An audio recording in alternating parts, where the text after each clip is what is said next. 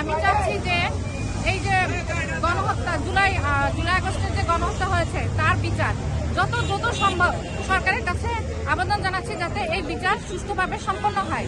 আগে বিচার, তারপরে সংস্কার, তারপরে নির্বাচন। আগে নির্বাচন আমরা চাই, কিন্তু এখন না। আগে সংস্কার করতে হবে, বিচার করতে হবে, সংস্কার করতে হবে, তারপর নির্বাচন দিতে হবে। আইন শৃঙ্খলা ব্যবস্থা উন্নতি করতে হবে, মেয়েদের নিরাপত্তার ব্যবস্থা করতে হবে। যে অবস্থা চলতেছে এখন দেশের, এর থেকে আমাদের পরিত্রাণ পেতে হবে। স্বরাষ্ট্র উপদেষ্টাকে আমি বলতে চাচ্ছি, আপনি প্লিজ আপনার দায়িত্ব সঠিকভাবে পালন করেন, আমাদের আর রাস্তায় নামতে বাধ্য করেন না। আমরা রাস্তায় নামতে চাই না। আমরা রাস্তায় নেমেছি, অনেক রক্ত দিয়েছে, হাজার হাজার শহীদ হয়েছে। আর কত চান আপনারা? আর কত চান? এখন তো থামেন, থেমে আমাদের বিচার ব্যবস্থা যাতে তাড়াতাড়ি হয় সেই ব্যবস্থা